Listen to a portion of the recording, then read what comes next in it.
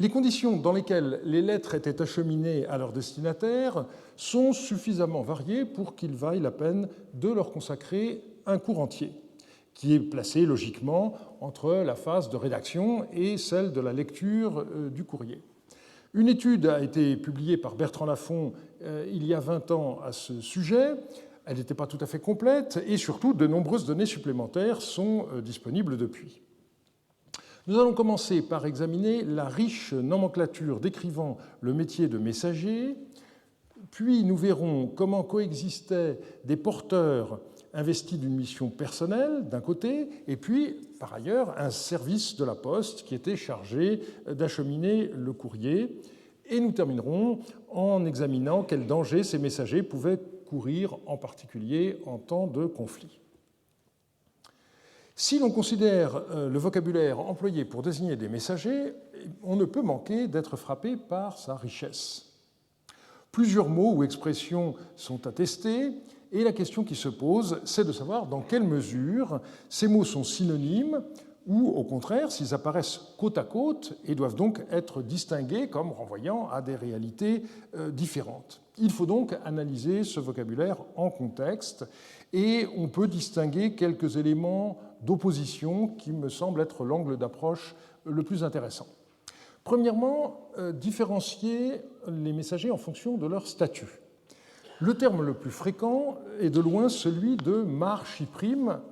Chaparum, c'est le verbe qui signifie envoyer un message, le message se disant chiprum, mais il faut bien se rappeler que même si contextuellement beaucoup d'emplois de chiprum et de chaparum renvoient à des messages écrits, en tant que tel, le verbe et le substantif n'ont pas de rapport n'ont pas de différence selon qu'il s'agit d'une communication orale ou d'une communication écrite. Et donc, un marchiprime peut très bien être le porteur d'un message oral qu'il aura appris par cœur au départ et qu'il restituera à l'arrivée.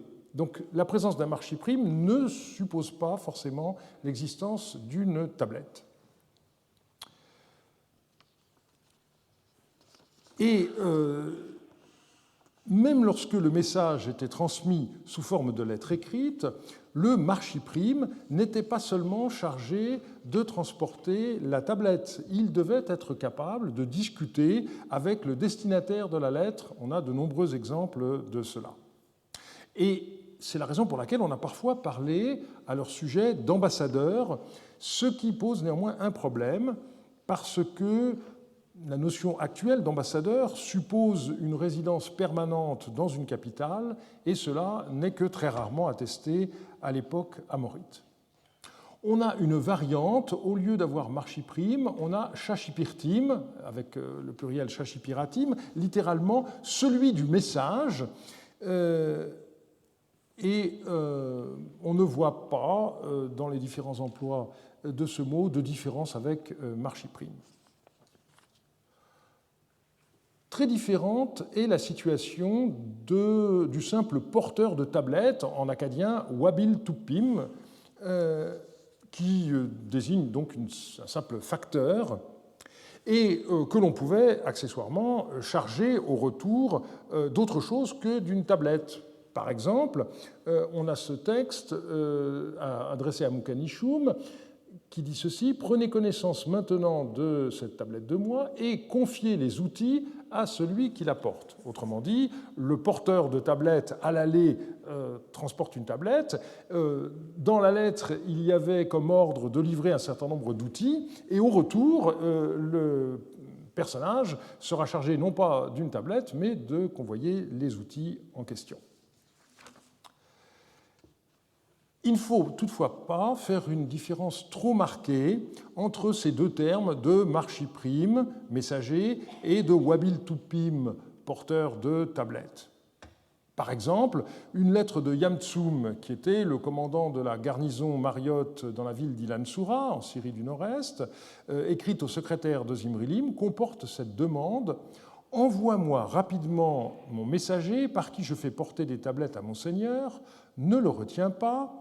Il n'y en a pas d'autres dans mon district, et jusqu'à ce qu'il me rejoigne, mes yeux seront tournés vers lui.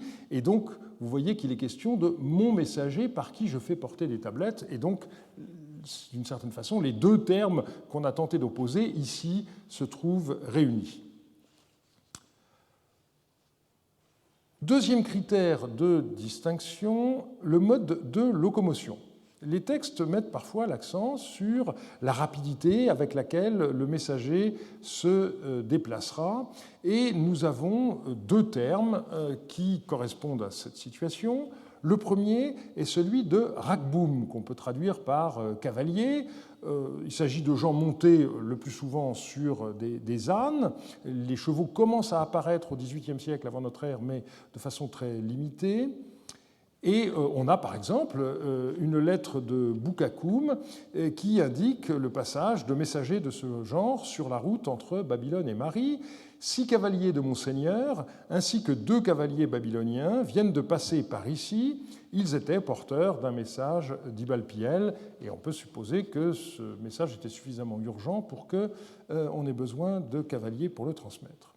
Au contraire, les lassimoum, littéralement coureurs, étaient des gens qui couraient à pied, mais qui se déplaçaient particulièrement vite.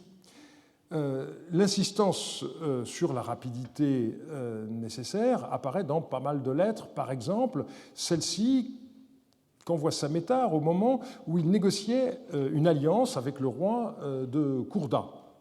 Et il termine sa lettre en disant « Quelles sont les consignes ? Il faut que mon seigneur me l'écrive et que rapidement des gens légèrement équipés me fassent parvenir réponse à ma tablette pour que je fasse tout ce que me dira mon seigneur. Le 6 du mois d'Aboum, tôt le matin, étant à Kassapa, j'ai fait porter cette tablette chez mon seigneur. » Et vous voyez au passage que l'indication du lieu et du moment où la lettre a été envoyée correspond à ce qu'on avait déjà vu. C'est lorsqu'il y a des besoins particuliers que cela figure. Et ici, c'est pour que le roi sache combien de temps le message urgent a mis à lui parvenir. La vitesse n'était pas le seul critère. Il fallait aussi de l'endurance.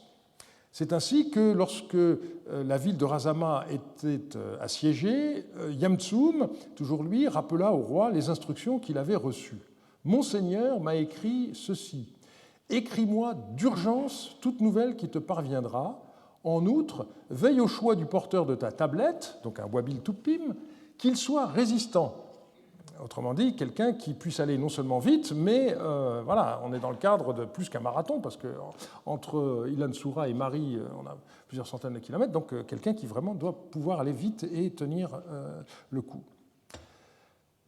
Donc voilà deux façons de différencier les messagers, mais on relève aussi un certain nombre de termes génériques, comme celui de Alikoum, littéralement celui qui va, celui qui fait route, qui peut désigner des messagers, mais aussi d'autres personnages qui voyagent.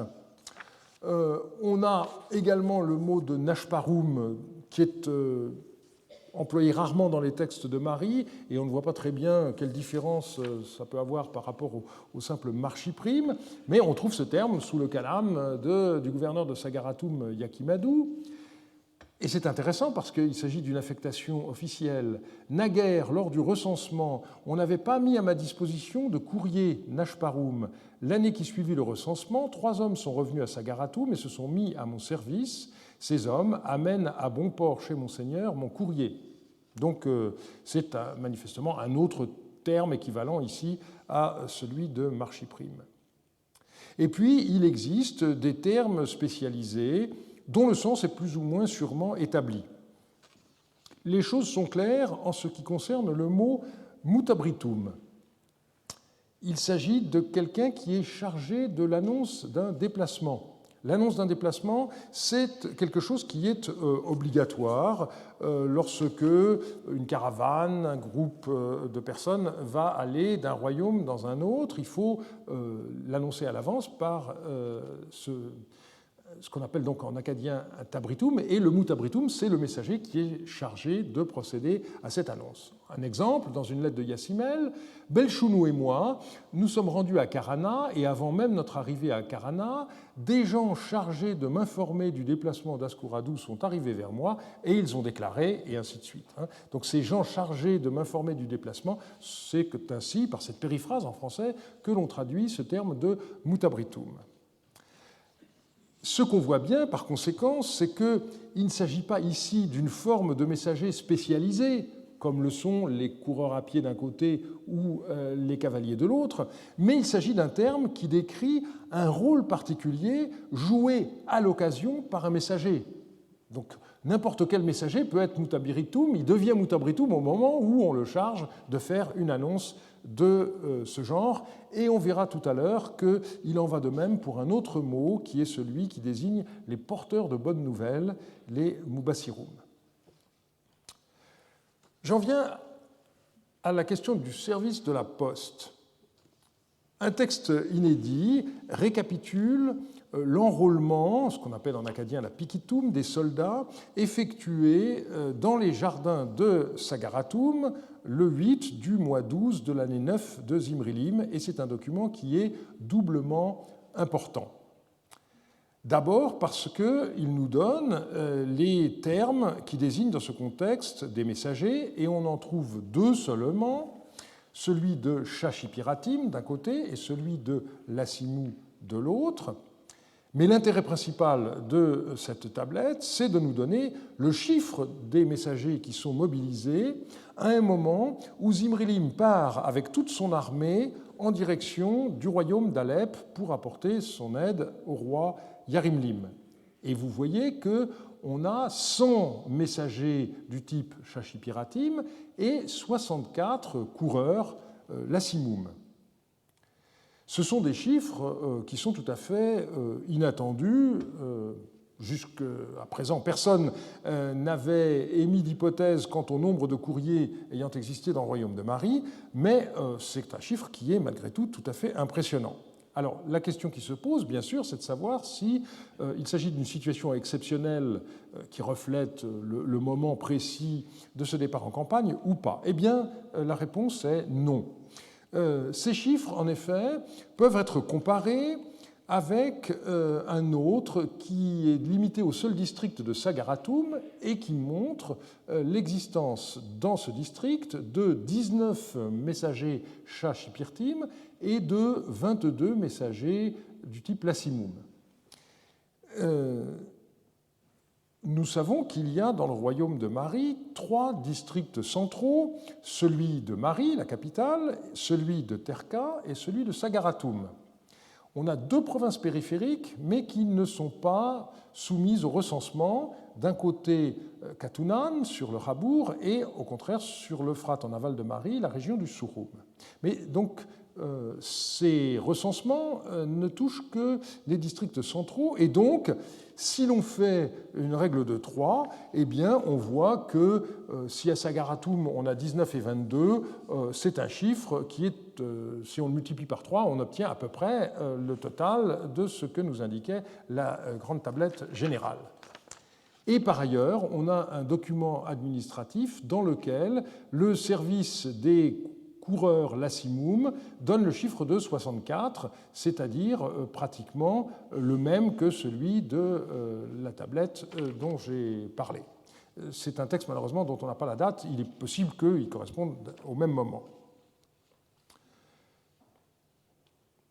Donc, si l'on en revient à ce rôle militaire, nous voyons que 164 messagers pour 4145 soldats, ça donne une proportion qui est tout à fait importante et qu'on retrouve dans un texte découvert à Telbia, qui lui donc date de l'époque de Yasmaradou, et on voit que pour le rapport est sur cette tablette sur 123 soldats, il y a 6 messagers Shashipiratim, donc quelque chose qui est à peu près du même ordre de grandeur.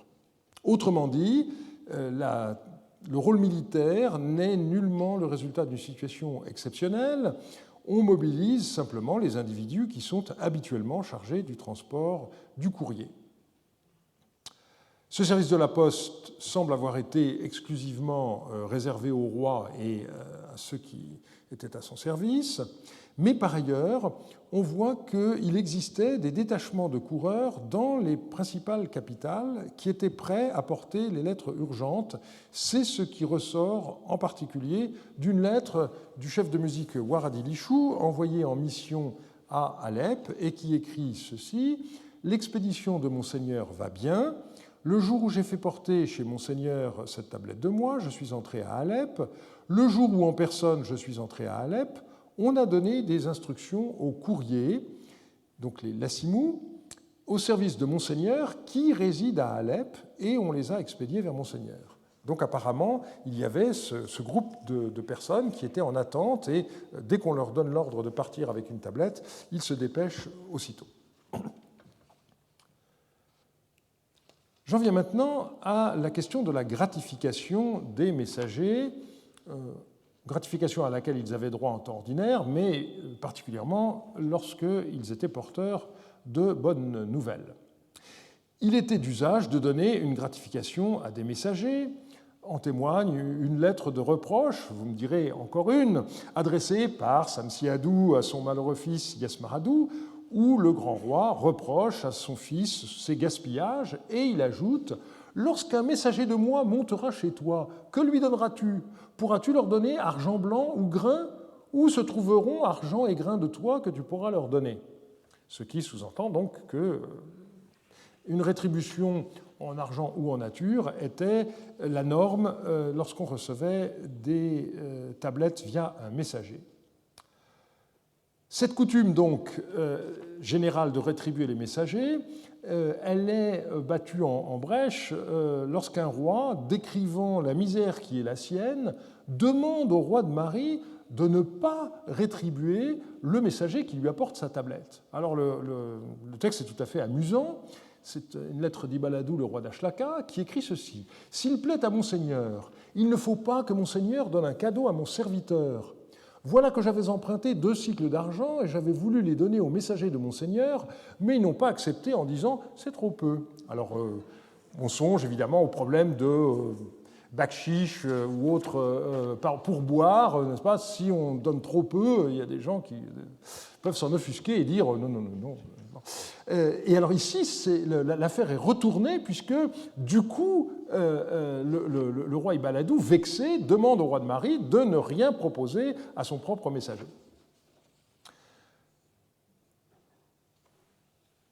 L'annonce de bonnes nouvelles était parfois explicitement soulignée, comme dans cette lettre de Zouradnim, qui écrivit sur la route entre Imar et Mari qu'il envoyait 2 individus en avant. Les nouvelles dont ils sont porteurs pour Monseigneur sont particulièrement bonnes, mais la lettre ne dit pas de quoi il s'agit. On trouve aussi dans une lettre de Samétar cette indication: Ishkunadou m'a fait porter une tablette, sans doute a-t-il remporté la victoire et en a-t-il fait porter la bonne nouvelle chez moi.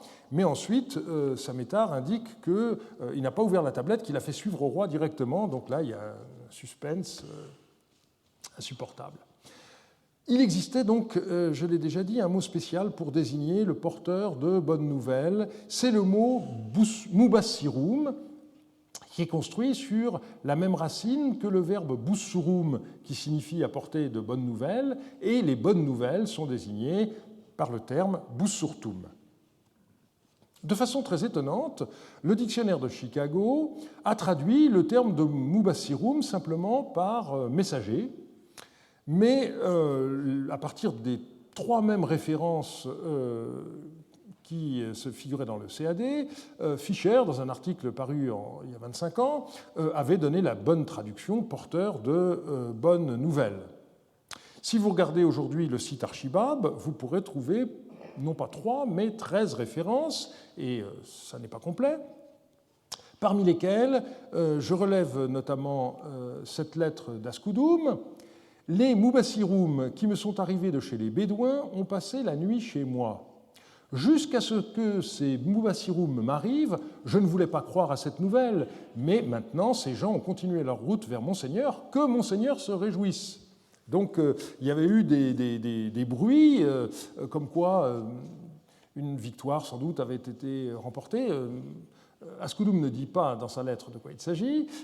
En tous les cas, donc, c'était des bruits seulement, mais cette fois-ci, il y a des messagers officiels et qui sont chargés de porter cette bonne nouvelle des Mubassirum.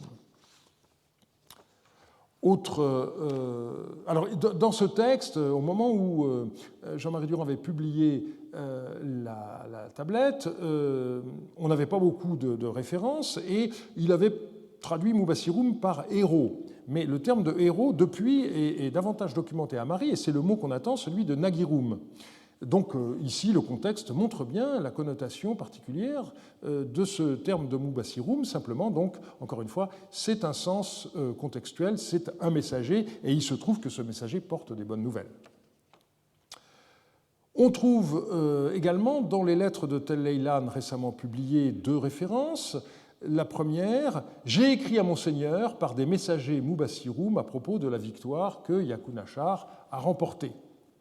Et la seconde, un serviteur de Aridabar, messager Mubassirum, est venu chez Khalourabi et il a parlé en ces termes: je viens de traverser jusqu'à Andarig avec une troupe de 6000 hommes. J'ai traversé parmi les Bédouins, parmi les moutons, cassures et les enclos des Bédouins. Puis il y a une cassure, il n'y a pas, et ça se termine par réjouissez-vous. Voilà ce qu'il a écrit à Khalourabi. Donc on a bien une lettre écrite à Khalourabi et qui est portée par un messager Mubassirum, et c'est une nouvelle qui est cassée pour nous, mais qui était manifestement réjouissante.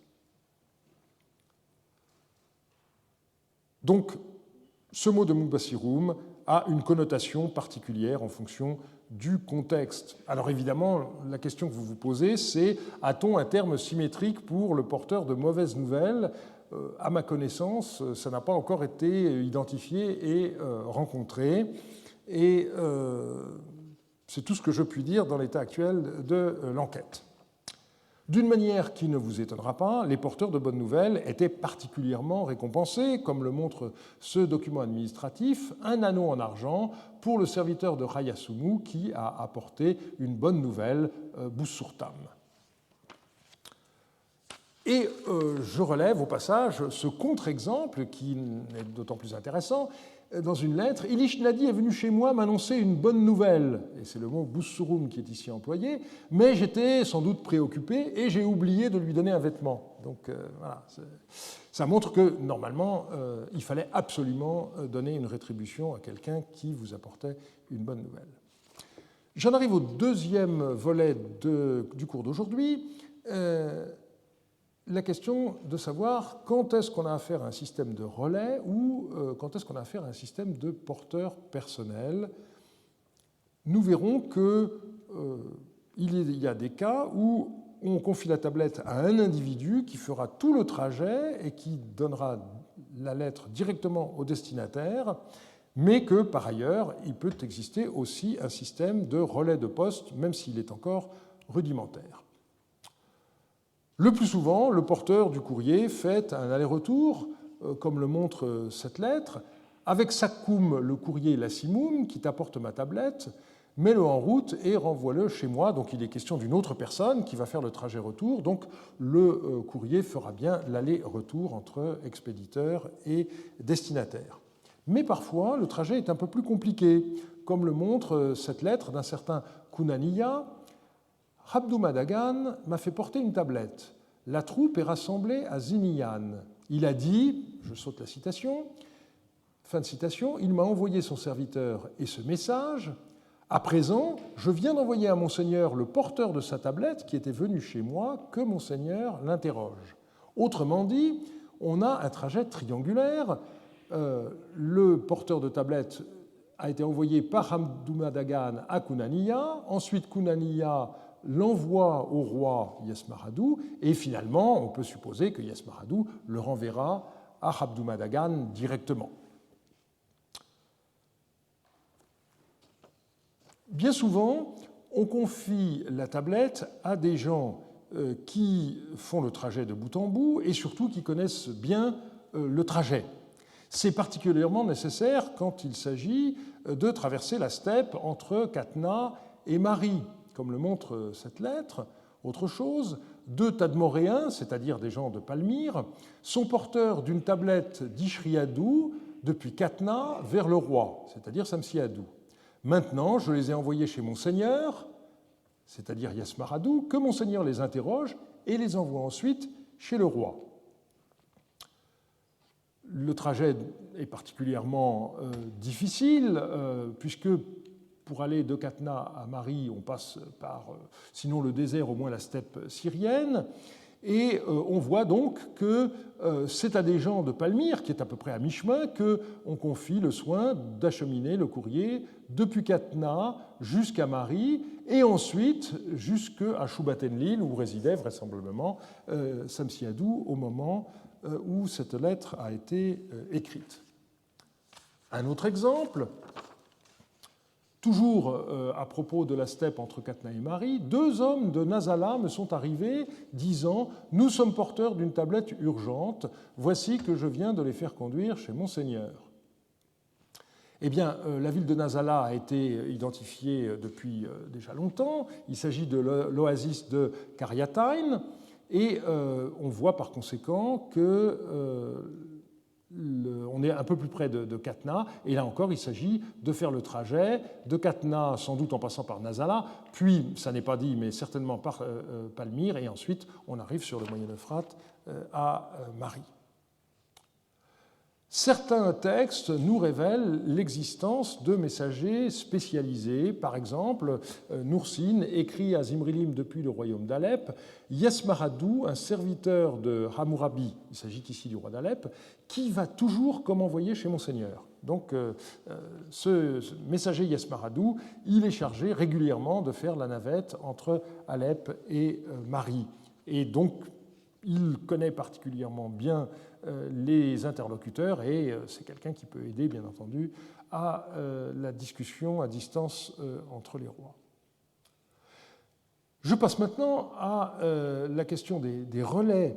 On a une lettre de Hammurabi, cette fois le roi de Babylone, envoyée au gouverneur de Mari, Bardilim, qui montre l'alternative entre l'utilisation de messagers de bout en bout ou bien la nécessité d'un relais. Je cite, « Voilà que d'autre part, j'ai fait porter une tablette pour Zimrilim. » Autrement dit, Hammurabi a envoyé une lettre à Bardilim en personne et en même temps, il y a une lettre destinée au roi de Mari. Et le roi continue, « Si tu fais continuer leur route aux soutéens que je t'ai expédiés, donne-leur de quoi s'équiper et expédie-les chez Zimrilim. Si tu ne fais pas poursuivre leur route aux soutéens que je t'ai expédiés, fais porter toi-même cette tablette à Zimrilim. » Autrement dit, tu peux faire continuer leur route à mes envoyés, je ne réclame pas qu'ils reviennent tout de suite chez moi, ou bien tu peux utiliser le service de poste du roi de Mari, c'est à toi de voir. Et ça s'explique parce que, au moment où cette lettre a été écrite, Zimrilim se trouvait à Ougarit, donc bien loin de sa capitale, et donc évidemment, ce que je comprends du non-dit de la lettre, c'est je ne t'oblige pas à me renvoyer mes messagers tout de suite, mais enfin, tes messagers seront certainement beaucoup plus capables de rejoindre le roi parce qu'ils savent exactement où il se trouve. Cela dit, les soutéens, c'était des nomades qui avaient l'habitude de parcourir l'ensemble du Proche-Orient, et donc il n'était pas du tout impossible que d'aller de Mari jusqu'à Ougarit soit quelque chose qu'ils aient déjà fait et qui ne leur posait pas de problème. Un exemple de relais en période de guerre.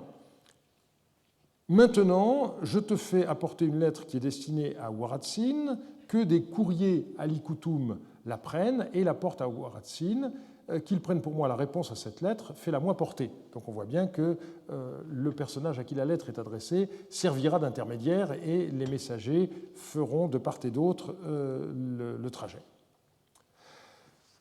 Il y avait des relais qui étaient bien organisés, mais parfois on est obligé d'improviser parce que les messagers sont tout simplement trop fatigués pour continuer leur route. Les messagers de Khalil Radoun me sont arrivés de chez les Bédouins.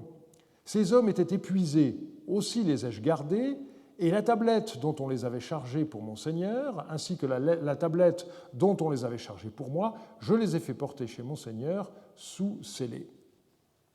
Et donc on voit bien ici l'intérêt des relais, ça permet d'aller plus vite dans l'acheminement du courrier, les porteurs n'ayant pas à faire de pause. Le mélange entre les différents types de courriers, d'une part, les messages écrits et oraux, d'autre part, peuvent donner lieu à des situations d'une très grande confusion. Et je vais essayer de vous résumer le plus clairement possible une affaire qui a été jugée très complexe et confuse par les intéressés eux-mêmes. Dans un premier temps, le roi Zimrilim avait envoyé à Kibri Dagan, le gouverneur de Terka, une lettre où il lui demandait d'envoyer un personnage qui s'appelait Yahadoum et qui habitait la petite localité de Sahri.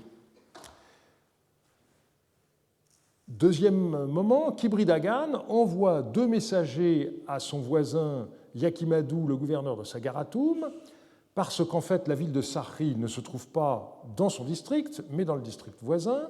Et donc, Yakimadou est chargé d'écrire à Yaparlim, qui est le maire de la ville de Sahri.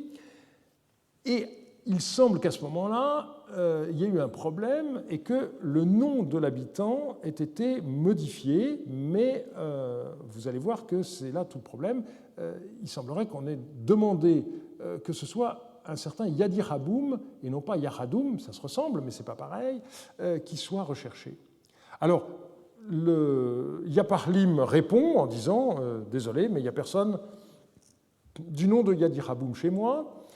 Et Yakimadou fait suivre la tablette de Yaparlim à Kibri Dagan, qui la transmet au roi. Le roi, pas content, réprimande Yakimadou, et Yakimadou proteste dans ces termes, que je cite, « Monseigneur m'a écrit en ces termes. Moi, je t'ai écrit à propos de Yahadoum, habitant de Sahri, mais toi, tu m'as écrit à propos de Yadiraboum.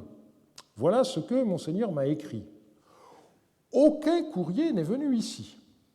2 hommes de Terka sont venus et ils m'ont dit ceci, Kibri Dagan nous a envoyé chez toi rapidement pour dire « Écris à Sahri afin qu'on y recherche Yadiraboum et envoie-le-moi. » Voilà ce qu'ils m'ont dit, et aussitôt j'ai envoyé 2 serviteurs à moi chez Yaparlim, le maire de Sahri. Cet homme m'a écrit en ces termes, j'ai fait le tour de la circonscription, mais il n'y a pas de Yadiraboum. J'ai respecté l'ordre sacro-saint de Monseigneur, mais ceux qui connaissent Yahadoum ne l'ont pas respecté. Alors la fin, très clairement, met en cause Yaparlim, qui devait très bien savoir que c'était Yahadoum qui était recherché, mais qui s'abrite derrière le fait que moi on me demande Yadiraboum ne connaît pas. La lettre est intéressante parce que l'argumentaire de Yakimadou est analysé à plusieurs niveaux. D'abord, il y a un reproche indirect au roi. Pourquoi le roi a-t-il écrit à Kibri Dagan et non pas directement à lui-même? Aucun courrier n'est venu ici. C'est le premier point. Et ensuite, la question, elle est de savoir qui a commis l'erreur. Et là, très astucieusement, Yakimadou, vous voyez, ne nous donne pas de clé. Ou bien c'est Kibri Dagan qui s'est trompé lorsqu'il a donné ses instructions orales à ses messagers, ou bien ce sont les messagers qui se sont trompés lorsqu'ils ont délivré leur message. Et là, Yakimadou se garde bien de trancher, mais vous voyez que la suite, au contraire, a lieu par écrit, et c'est quelque chose qui est tout à fait étonnant de voir que la communication entre le maire de Sahri et son gouverneur va se passer par écrit, alors qu'il a reçu des messagers qui lui envoyaient un message oral. Donc un texte qui est bien intéressant pour voir que la circulation de l'information pouvait donner lieu à des quiproquos parfois bien embêtants. Si l'on termine ces considérations sur la différence entre transport de bout en bout par une personne ou relais, eh bien, on doit se poser la question du rapport entre la mise par écrit des messages et le type de transport. En effet, on pourrait dire que précisément on a choisi d'écrire les lettres pour permettre qu'on n'ait pas à utiliser un messager de bout en bout. Du fait que vous avez une tablette écrite, eh bien, on pourrait se dire que on peut transporter la lettre par relais sans qu'il y ait une seule personne qui fasse tout le trajet. Mais on peut aussi réfléchir à cette situation dans un autre sens, en sens inverse. La segmentation du transport pourrait en fait être la conséquence de la mise par écrit du message. C'est-à-dire qu'à partir du moment où on a mis les lettres par écrit, eh bien, on s'est rendu compte que pour que les tablettes aillent plus vite, c'était plus simple de faire un système de relais. Donc ce ne serait pas le but, mais la conséquence. Pour dire les choses trivialement, j'ai un peu le sentiment qu'on se retrouve ici devant le dilemme de l'œuf et de la poule, et je vous laisse donc réfléchir sur cette question qu'il me paraît difficile pour l'instant de trancher, et on passe directement à une question très grave qui est celle des dangers du transport. Samsiadou, dans une lettre à Kouwari, qui était en poste à Chikshaboum, dans la région du Kurdistan irakien, lui explique qu'il ne peut pas lui faire porter de cadeaux parce que les messagers doivent circuler en cachette. Je cite, « Les routes sont dangereuses et les messagers circulent seulement en se cachant. Lorsque tu me rencontreras, je te donnerai le présent correspondant à tes bonnes actions. » Autrement dit, il n'est pas question, dans ces conditions, de charger les messagers avec des présents qui les auraient encombrés, ralentis et gênés dans leur mouvement. Quelles précautions doit-on prendre ? D'abord, des précautions d'ordre religieux. Il faut s'assurer, par l'intermédiaire des devins, que les messagers peuvent arriver sains et saufs. On a beaucoup de lettres qui en parlent. Par exemple, cette lettre du devin Askoudoum, « J'ai pris les présages pour le salut des messagers, ils ne sont pas bons. De rechef, je les prendrai pour eux. Lorsque les présages seront devenus saints, je les expédierai. » Autrement dit, on retient les messagers tant qu'on n'a pas eu le feu vert des dieux. Et la situation pouvait parfois s'éterniser, comme le montre cette lettre d'Ilin Numujda à Zimrilim. « Naguère, mon Seigneur m'a parlé relativement au fait de retenir l'expédition de Katna. J'empêche ces gens de partir depuis 5 jours. Et leurs agneaux, à force d'interrogations oraculaires, viennent de s'épuiser.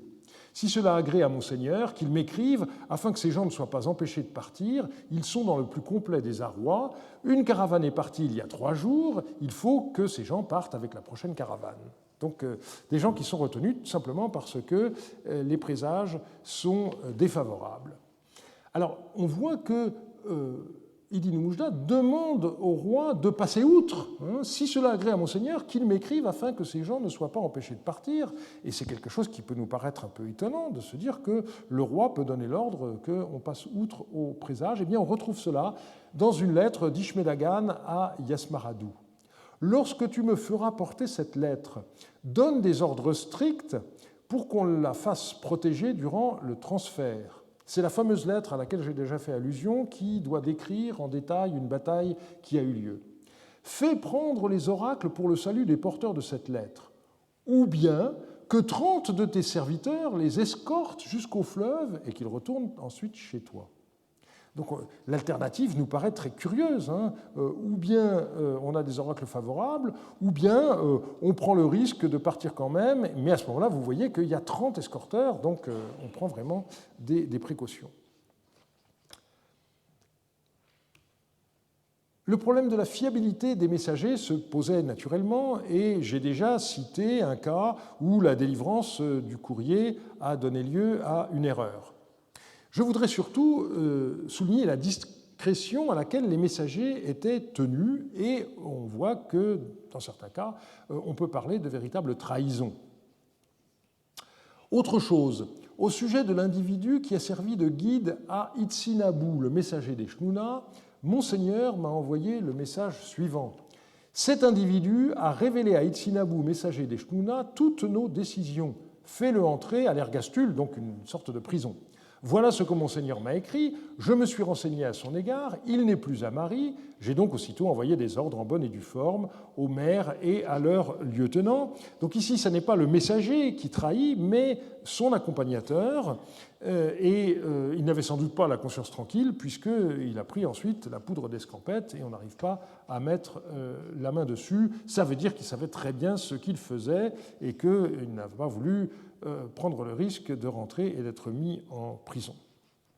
En dépit donc des précautions que l'on pouvait prendre, il y avait des échecs, c'est-à-dire des lettres qui étaient interceptées en période de conflit.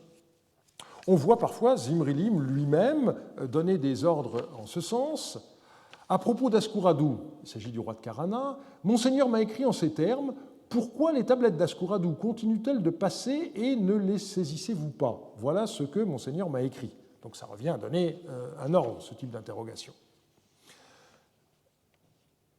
Au moment de la guerre entre Zimrilim et un certain nombre de rois yaminites, eh bien, 5 lettres écrites par des devins au prince Sumudabi de Mishlan ont été interceptées et transmises au roi de Mari.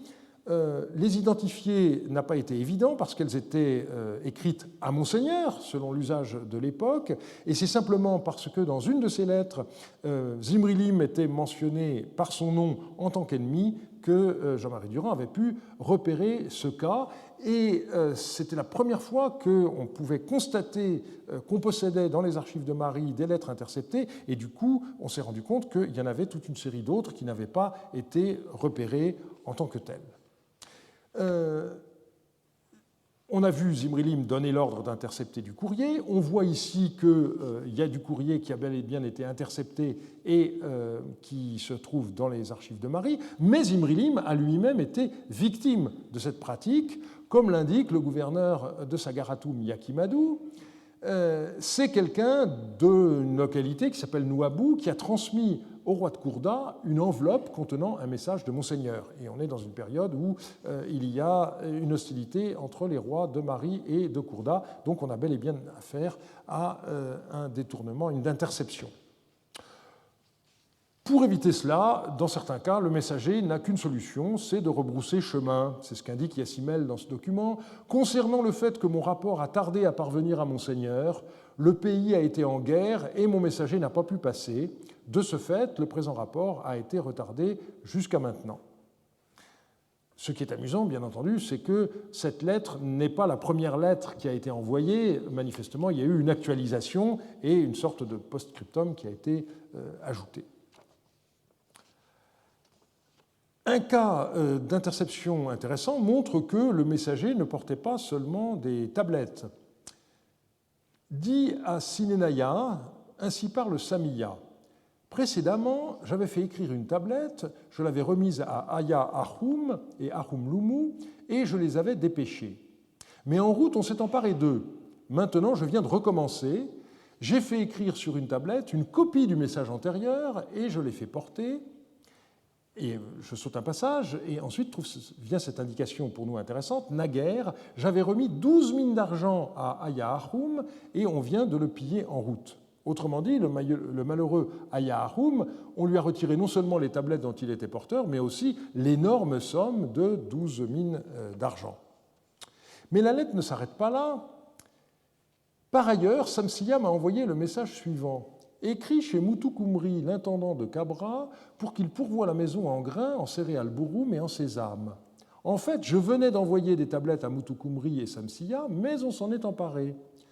Et la lettre se termine en disant « En outre, écris-moi réponse, quelle qu'elle soit, aux tablettes qu'on t'a apportées. » Alors on sait qu'à ce moment-là, Samiya, l'auteur de cette lettre, était assiégé dans Shubat-Enlil, et manifestement, sa nouvelle tentative n'a pas eu plus de succès que la précédente, puisque cette lettre s'est retrouvée dans les archives de Mari, et par conséquent, elle a été, elle aussi, interceptée. Et sa pauvre épouse Sinenaya donc, attendait vainement du courrier, et Son mari Samien lui envoyait lettre sur lettre et à chaque fois, ses messagers se faisaient prendre par les troupes du roi de Mari et la tablette arrivait au palais de Mari.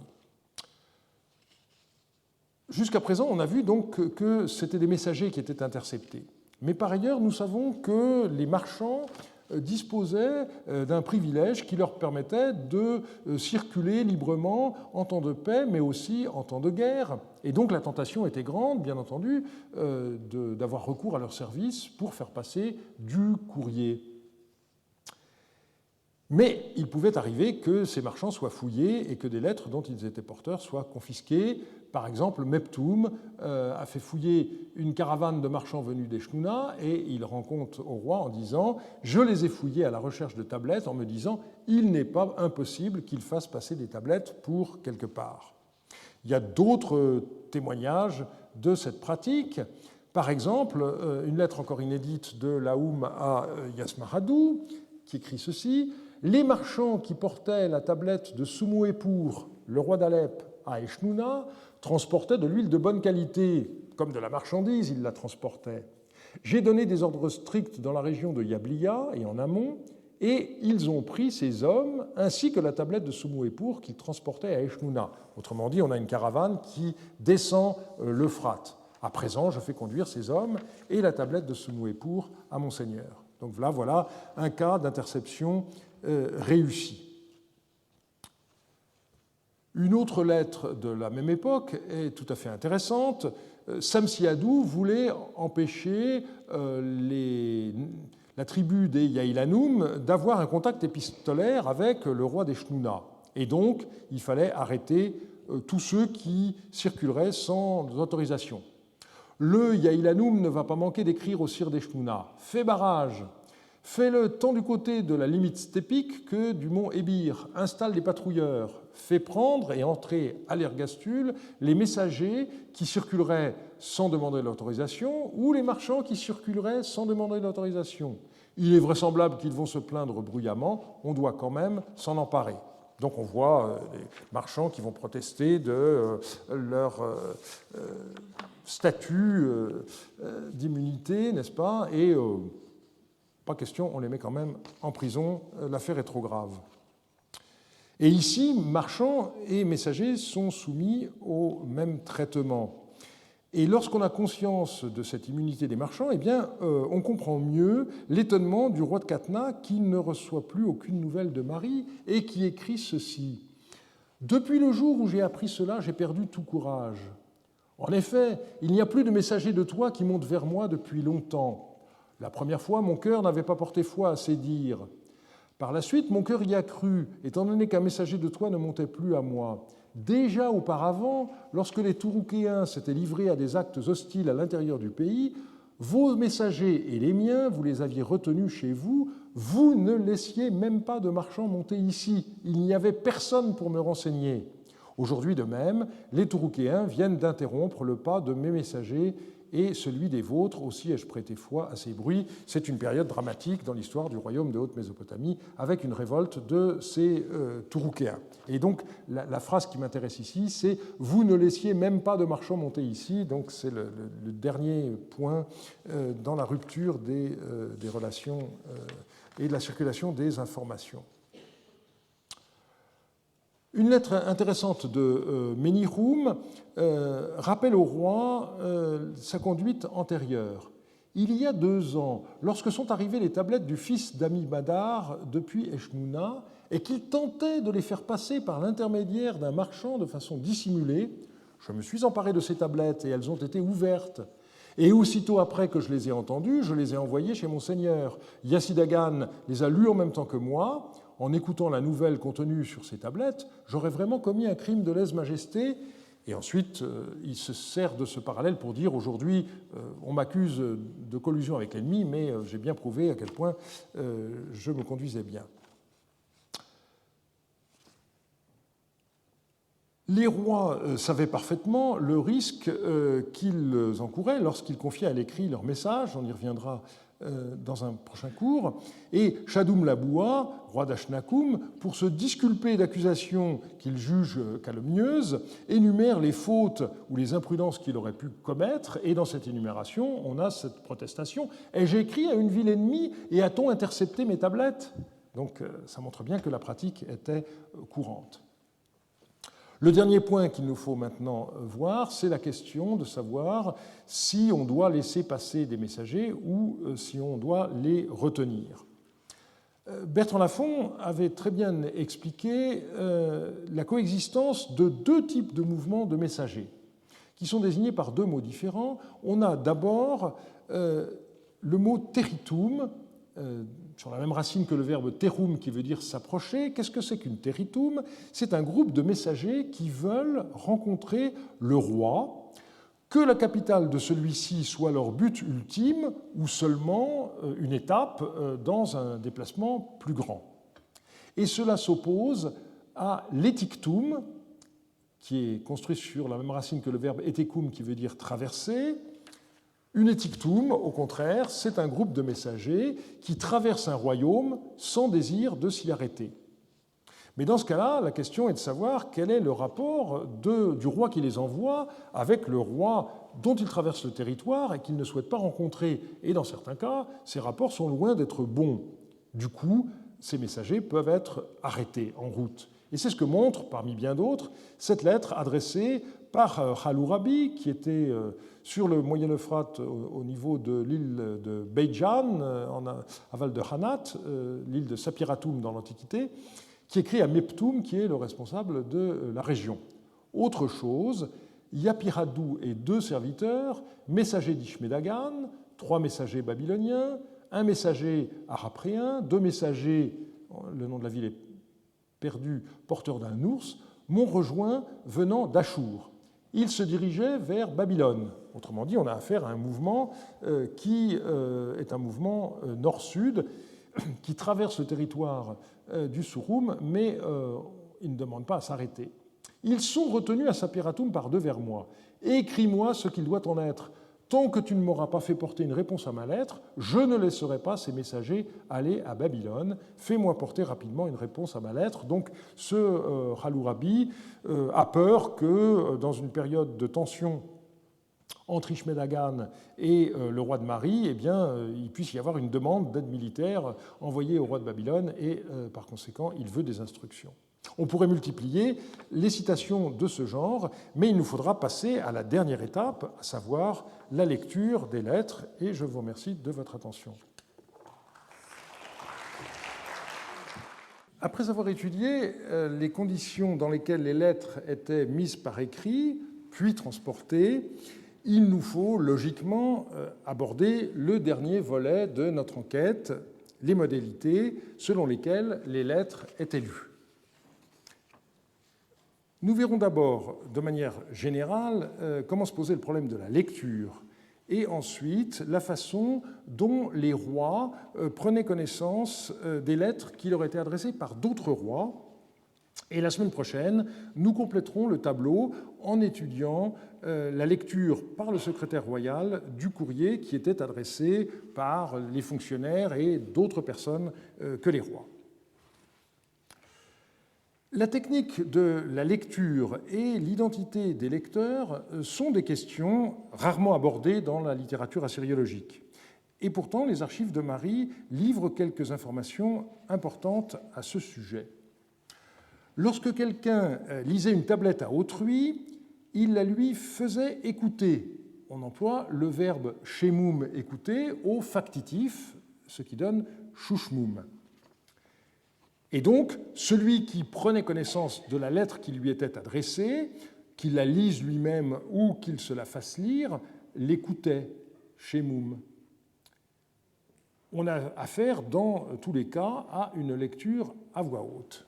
Et cette conclusion est confirmée par le fait que le verbe lire, shitasum, est une forme particulière du verbe chassum, dont le sens de base est crier, appeler, donc quelque chose qui se fait à haute voix.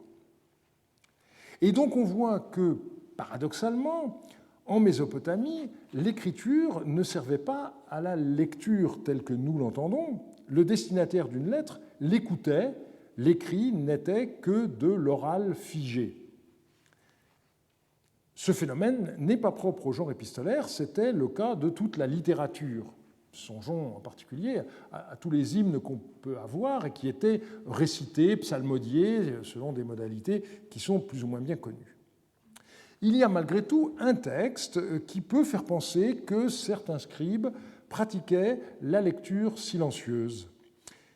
C'est une question qui n'a jamais fait l'objet de recherches systématiques en assyriologie, alors que la thématique a été maintes fois abordée par les spécialistes de l'Antiquité classique. Il y a un état de la question avec une bibliographie dans l'ouvrage édité par Cavallo et Chartier, Histoire de la lecture dans le monde occidental, avec un chapitre de Sven Bro sur la Grèce archaïque et classique, l'invention de la lecture silencieuse, et au même moment paraissait un article de Gavrilov sur les techniques de la lecture dans l'Antiquité classique, qui contient un vigoureux plaidoyer pour l'existence de la lecture silencieuse bien avant l'époque de saint Augustin. Vous savez que saint Augustin raconte comment tout le monde s'étonnait de voir saint Ambroise de Milan lire en silence, n'est-ce pas? Et pendant très longtemps, on a cru que ce texte était la première description de lecture silencieuse dans l'Antiquité, et on en est aujourd'hui complètement revenu. Eh bien, il me semble que l'existence d'une lecture silencieuse peut déjà être supposée pour la Mésopotamie, à partir d'un texte que j'ai déjà cité, mais avec une autre optique à ce moment-là, et donc que je reprends maintenant. C'est une lettre de Roulalum, qui est le secrétaire du roi Yasmaradou, du roi Samsiadou, et qui écrit à Yasmaradou. Avec les tablettes qu'ils ont apportées pour le roi, donc Samsiadou depuis Catna, les messagers catnéens ont apporté au roi par erreur une tablette destinée à Monseigneur, c'est-à-dire à toi, Yasmaradou. L'ayant ouverte, j'ai vu qu'elle était écrite à Monseigneur, et je ne l'ai donc pas fait écouter par le roi. À présent, voici que je viens de faire porter cette tablette à Monseigneur. Donc on voit en l'occurrence que le secrétaire de Samsiadou avait préparé la lecture du courrier en brisant l'enveloppe des lettres et en prenant connaissance de leur contenu avant de les lire à Samsiadou. Et il est très intéressant d'observer dans ce passage la différence que fait Roulalum entre la lecture qu'il opère pour lui-même, j'ai vu, en acadien amour, et au contraire, celle qu'il doit éventuellement faire au roi, Oul ou Chechmé, je ne l'ai pas fait écouter par le roi. Et il me semble qu'on a là un indice assez fort en faveur de la lecture silencieuse qui aurait déjà été pratiquée par les scribes mésopotamiens. Alors, on pourrait dire que Roulalum a utilisé ici une tournure rapide, mais je pense qu'il faut prendre le texte au sérieux parce que Roulalum aurait très bien pu s'exprimer de façon différente, et il aurait pu écrire « Ayant ouvert la lettre, je l'ai écouté, et Eshméchou, et j'ai constaté que, etc. » Et il n'a pas employé cette façon de s'exprimer. Alors, qui savait lire? On a déjà vu la question, puisque vous vous rappelez qu'il était impossible de distinguer la question de savoir qui savait lire de qui savait écrire, et donc c'est lors de notre 4e cours que nous avons montré l'existence de gens non spécialisés capables de lire, c'est-à-dire qu'il n'y a pas que les scribes de profession qui sont capables de lire. On avait vu des fonctionnaires, des généraux, etc., qui étaient capables de déchiffrer au moins. Alors, la question qui se pose, bien entendu, c'est la question de la compétence d'un côté, et puis savoir qu'est-ce qui se passe dans la vie courante. Et on peut se demander si une sorte de souci de dignité ne poussait pas les élites à se faire lire leur courrier, alors même qu'ils auraient été capables de le faire eux-mêmes, et surtout, à partir du moment où l'on emploie un scribe pour écrire la réponse, eh bien, il est d'une certaine façon naturel que le scribe lise d'abord la lettre qu'on a reçue. Innombrables sont les mentions où le roi, répondant à son correspondant, indique « J'ai écouté ta tablette que tu m'as fait porter ». Donc, comme on vient de le voir, écouter une tablette, c'est se la faire lire, mais les façons dont le roi se faisait lire les lettres qui lui étaient adressées pouvaient varier en fonction des auteurs. Et il y a deux catégories bien différentes. Ou bien il s'agit d'une lettre envoyée par un autre roi, ou bien il s'agit d'une lettre envoyée par des personnes qui se qualifient de serviteurs, nous dirions aujourd'hui des fonctionnaires, ministres, gouverneurs, devins, que sais-je encore. Et donc, le reste du cours d'aujourd'hui va être consacré à la lecture de la correspondance royale, entendue au sens de la correspondance échangée entre rois, et c'est la semaine prochaine qu'on verra les autres cas. Lorsqu'il s'agit de lettres échangées entre des rois, le processus est en général toujours le même. Le souverain donne des instructions, ce qui se dit tema murum en acadien, à ceux que nous appelons des messagers, mais qui sont en fait des diplomates. Et ceux-ci, après avoir rejoint le destinataire, exposent ces instructions, ce temum, qu'il s'agisse de la lecture d'une tablette ou de la récitation d'un message oral appris par cœur, les deux cas de figure existants, nous le verrons. Et cela se faisait lors d'une audience à laquelle assistaient en principe tous les messagers étrangers présents dans la capitale du roi à qui le message était envoyé. Un préliminaire se pose toutefois, comment l'envoyé devait-il se comporter vis-à-vis du roi auprès de qui il était chargé de transmettre un message? Eh bien, on a un texte de Marie qui est tout à fait intéressant. Il s'agit d'une lettre écrite depuis Alep par Ascudum, je cite, « Et relativement à Ililim, Yarimlim m'a entrepris ainsi.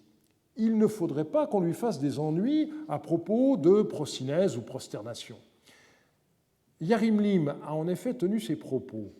J'ai envoyé l'individu comme mon représentant personnel, en mot à mot, comme mon propre corps, qui m'a pagria. » Fin de citation. Monseigneur ne doit donc pas exiger de cet homme la prosynèse ou la prosternation. Autrement dit, le roi d'Alep indique qu'on doit considérer son messager comme s'il s'agissait de lui-même et donc ne pas exiger de lui qu'il se prosterne devant le roi de Marie. Et comme toujours, ce sont les exceptions qui nous permettent de définir la règle. Donc, normalement, les messagers devaient se prosterner avant d'adresser la parole au roi à qui ils étaient envoyés. On a une situation inverse où des messagers de l'empereur d'Élam reprochent au roi de Kourda de ne pas se prosterner devant eux parce qu'ils représentent l'empereur élamite, le personnage le plus considérable de tout le Proche-Orient de l'époque. Le texte dit ceci, « Deux messagers élamites sont arrivés à Kourda, mais Hammurabi, donc le roi de Kourda à l'époque, n'est pas sorti au-devant d'eux faire la prosternation. » Les messagers élamites ont dit « Pourquoi Hammurabi n'est-il pas sorti à notre rencontre? Ne s'est-il pas prosterné et n'a-t-il pas offert bière et moutons ?» Par la suite, le lendemain, on les a calmés. Donc, incident diplomatique parce que l'étiquette n'est pas respectée. Et on a ici le même verbe choukenum que dans la lettre précédente, un verbe qui signifie se courber, se prosterner. On peut se représenter la scène grâce à un bas-relief néo-assyrien beaucoup plus tardif, mais qui nous donne une idée du geste qui pouvait être fait dans ce cadre. Un envoyé de Zimrilim auprès des rois yaminites écrivit au roi de Marie « Lorsque mon seigneur m'a donné ses instructions, une affaire m'est arrivée et je n'ai pas interrogé mon seigneur au sujet d'une prosternation de ma part envers les rois. » Autrement dit, j'ai oublié de demander au roi, à Zimrilim, quand j'arriverai devant les rois yaminites, faut-il que je me prosterne devant eux ou pas?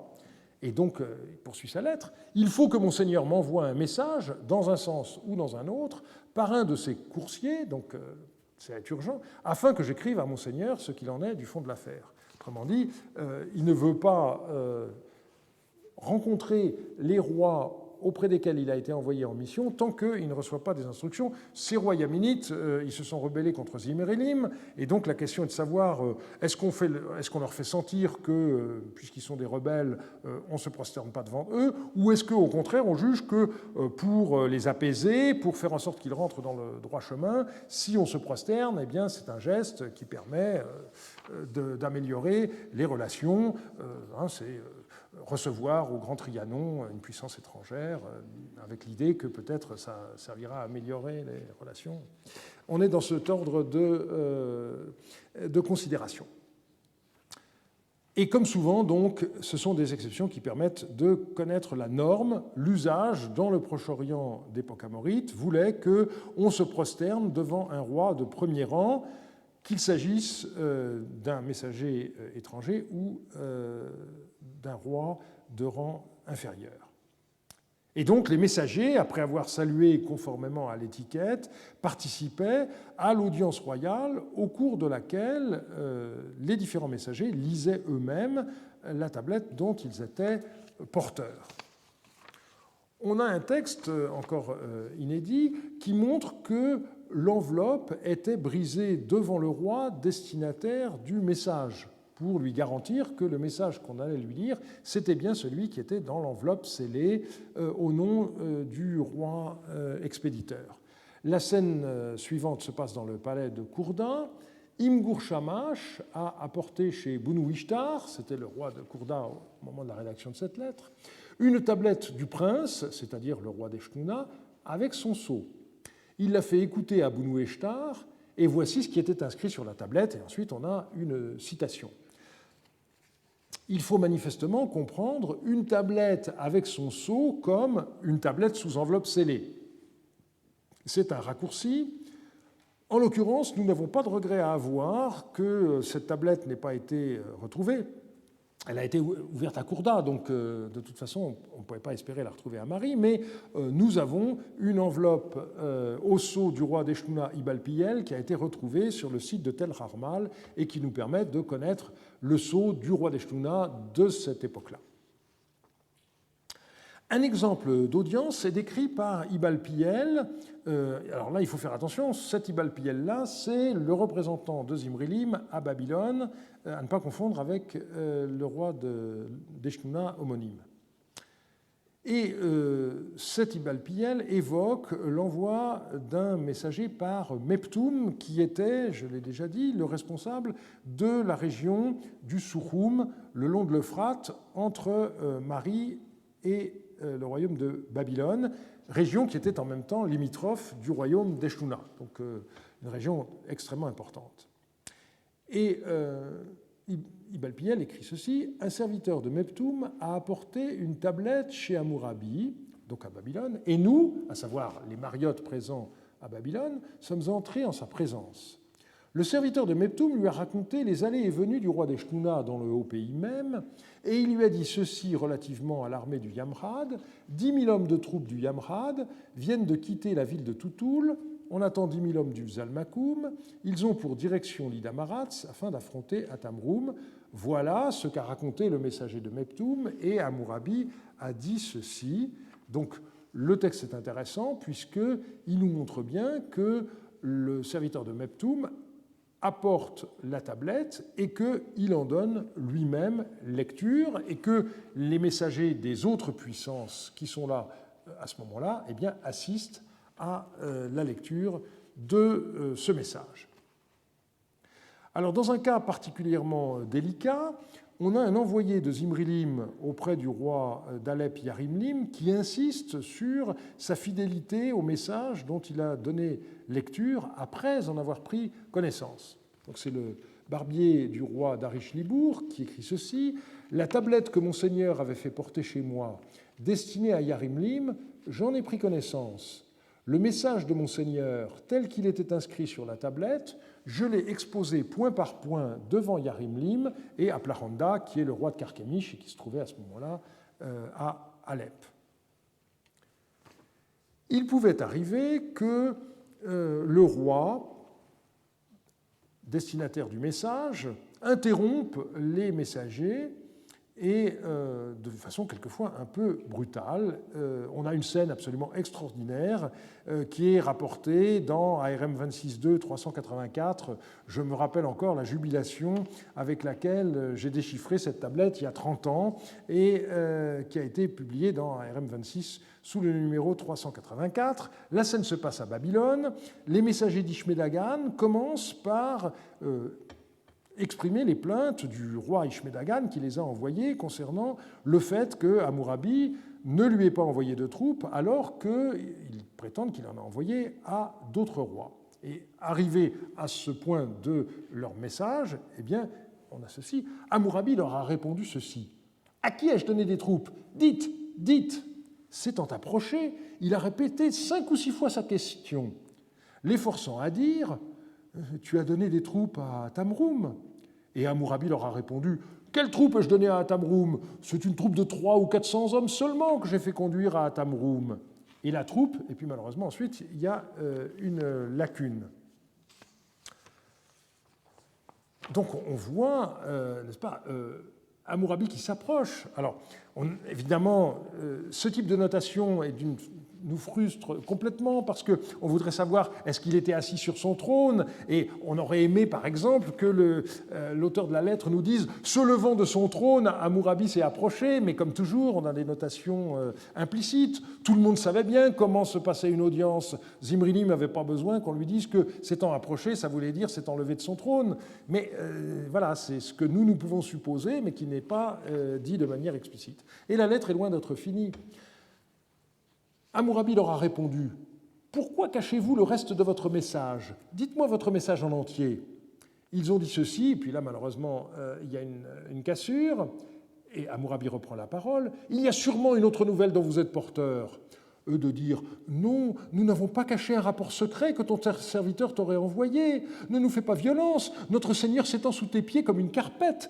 Même s'il y a un autre roi qui te révère, il ne t'écrit pas de tels messages de soumission. » Comme les messagers d'Ishmedagan avaient dit cela, Hammurabi leur répondit en ces termes. « Puisque vous ne voulez pas achever votre message, que mon serviteur qui est venu avec vous achève votre message. » Alors ici, ce passage ne se comprend que si l'on sait qu'au moment où le roi donne ses instructions et la tablette au messager qu'il envoie, il y a leur accompagnateur qui est un serviteur du roi destinataire du message. Et donc, cette personne, elle a entendu lire la lettre au moment du départ de la mission. Et ce qui est intéressant, c'est que ce personnage, il va être capable de répéter le message. Autrement dit, ces gens-là avaient une mémoire tellement bien exercée qu'ils étaient capables de retenir par cœur. Je reprends la lecture.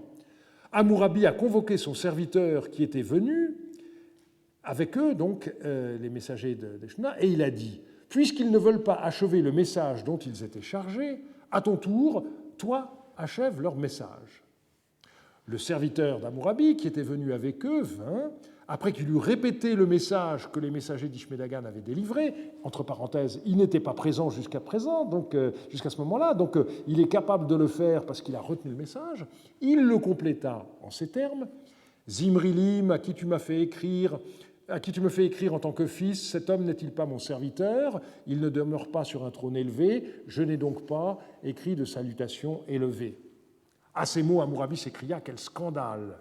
Les messagers d'Eshmedagan ont nié ce message en ces termes. « Nous n'avons nullement été chargés d'un tel message, car depuis que nous sommes partis, Ilité, serviteur d'Ishmedagan, nous a rejoints en disant « Ça n'est pas au sujet de mon seigneur Zimrilim que ce message a été envoyé, mais c'est au sujet d'Atamroum. » Ça ne convainc pas du tout Hammurabi, mais le message, en l'occurrence, vous le voyez, n'est pas écrit sur une tablette. Et c'est seulement arrivé à ce point qu'on arrive à le comprendre. Jusqu'à présent, rien ne nous permettait de dire s'il s'agissait d'un message écrit ou oral. Et donc, le message a été délivré oralement par Ishmedagan à ses messagers lors d'une audience à laquelle assistait le représentant du roi de Babylone, et tous savaient par cœur le message. Simplement effrayés par la réaction violente d'Hammurabi, les messagers d'Ishmedagan ont freiné et ont refusé de continuer parce qu'ils se sont dit « Mon Dieu, qu'est-ce qui va nous arriver ?» Alors, ça ne se passait pas toujours d'une manière aussi dramatique à la cour de Babylone, et voici au contraire un compte-rendu d'audience beaucoup plus serein. Yancibadou insiste sur l'attention que lui-même et un autre Mariotte ont reçue de la part d'Hammurabi. Nous sommes arrivés à Sipar-la-Grande, donc l'affaire ne se passe pas à Babylone, mais dans une autre ville du royaume, et Yancibadou, le serviteur de Monseigneur, a délivré le message de Monseigneur à Hammurabi. Pendant que Yancibadou délivrait le message de Monseigneur, Hammurabi, petite cassure, tout le temps qu'il délivra le message, ne cessa de l'écouter et n'ouvrit pas la bouche. Il resta très attentif jusqu'à ce qu'il eût terminé son message. Lorsque le message fut terminé, il nous adressa la parole en ces termes, etc. Alors, on peut comprendre ce texte de deux manières, qui ne sont d'ailleurs pas forcément contradictoires. Premièrement, ça veut dire que Yancibadou a été tellement habile qu'il a réussi à retenir l'attention d'Hammurabi.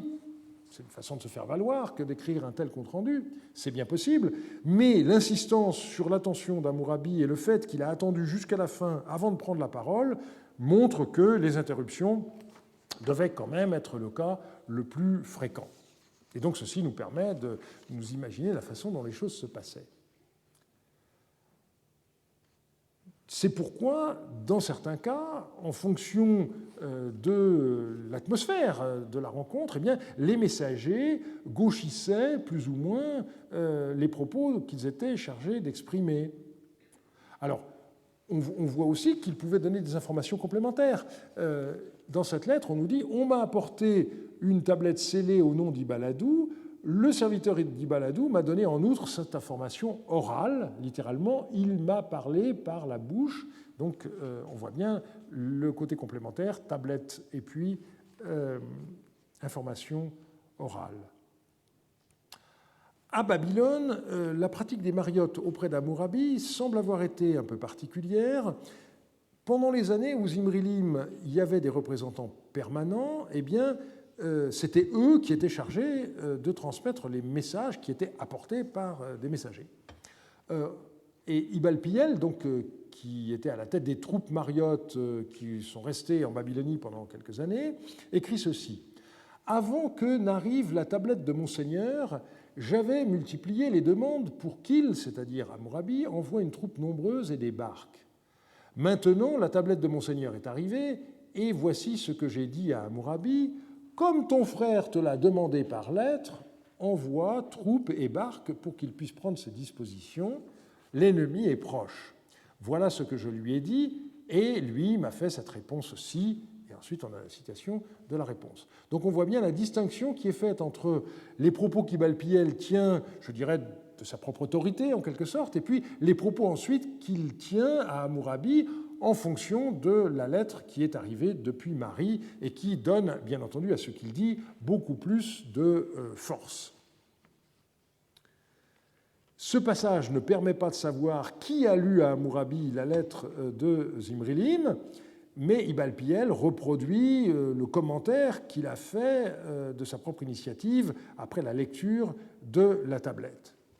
Et du coup, il était très important que le représentant de Zimrilim soit à l'avance au courant des lettres qui allaient être lues par devant Hammurabi. Et donc, dans plusieurs cas, on voit des gens qui demandent au secrétaire du roi d'envoyer des doubles du courrier pour qu'il puisse à l'avance en prendre connaissance. Et voici cet exemple. C'est Zimriadou, un autre général mariotte en Babylonie, qui écrit donc à Shunouharalou, le secrétaire de Zimrilim. Ashunouharalou dit ceci, ainsi parle Zimri-Adou, ton frère. Avant ton départ, je t'ai dit ceci.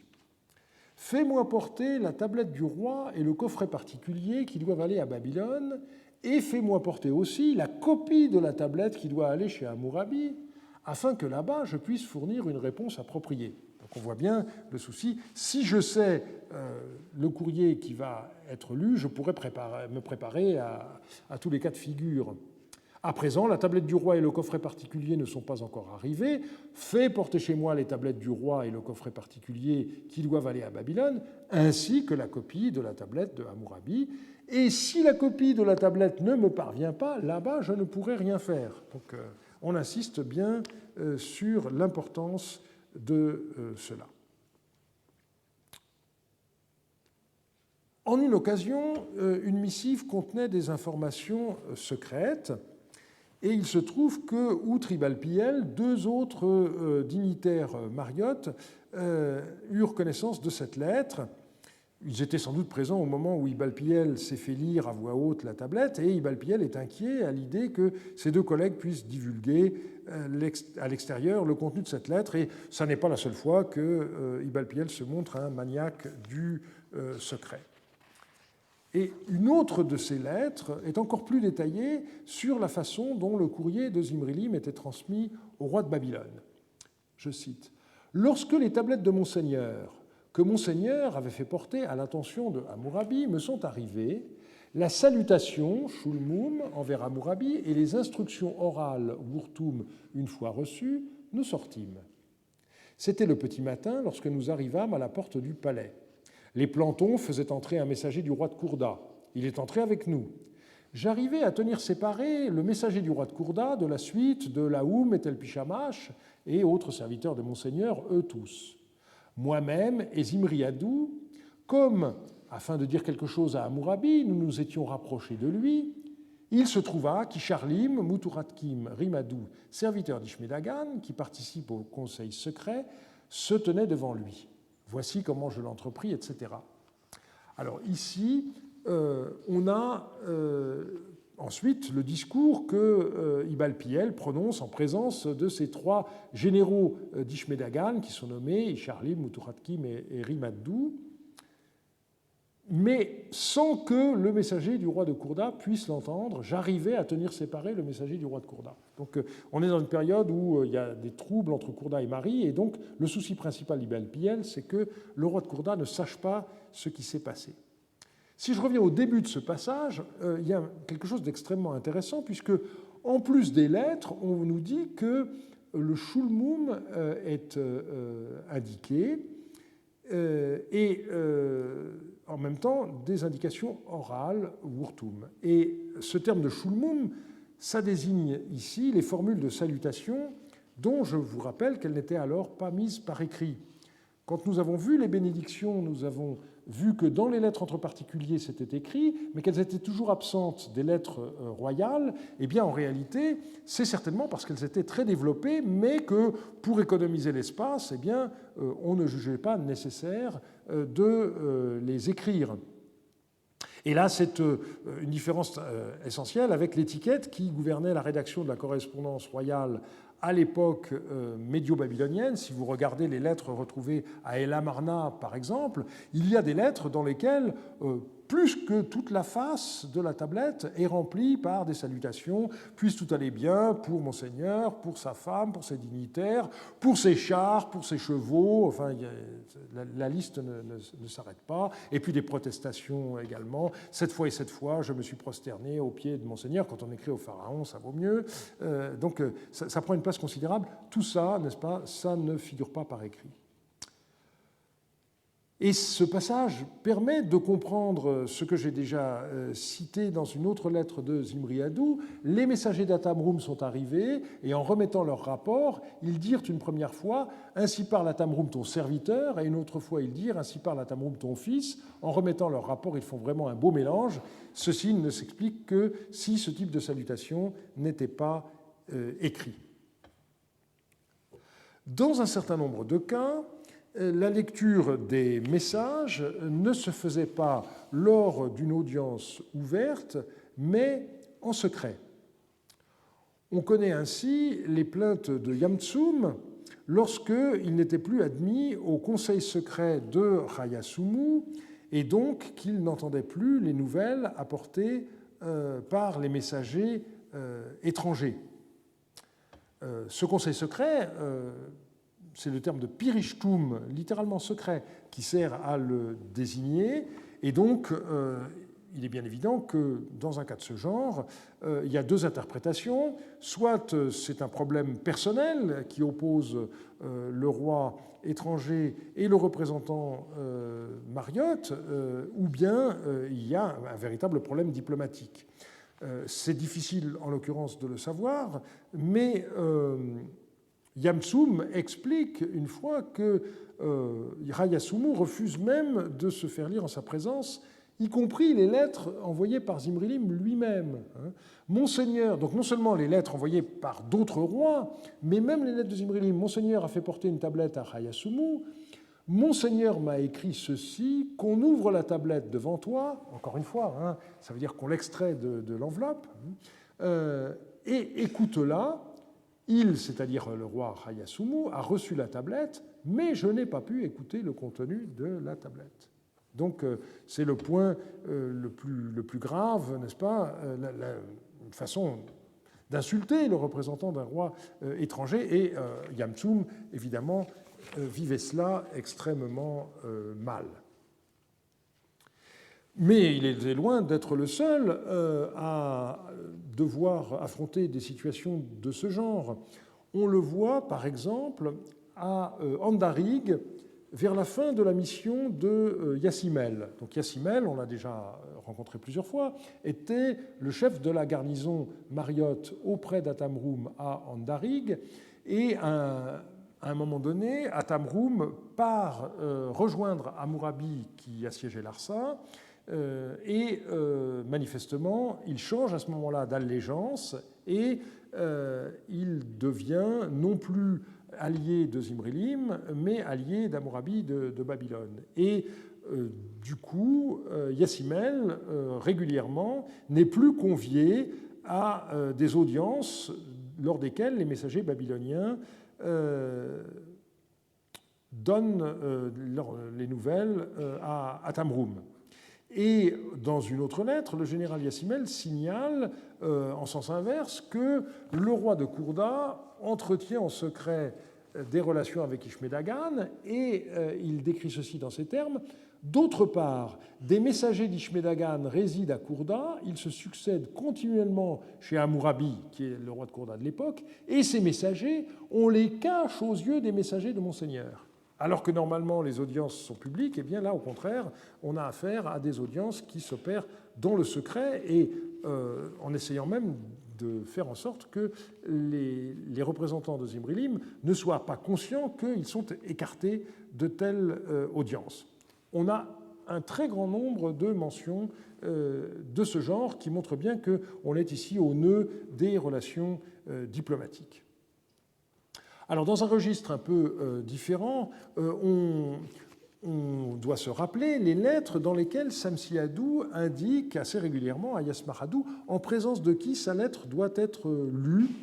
Alors, on peut dire que d'un côté, c'est un élément de plus de la mise en tutelle de Yasmaradou, mais en même temps, c'est aussi quelque chose qui permet de contrôler la circulation de l'information. Il y a des choses, en effet, dont on ne veut pas que tout le monde soit au courant.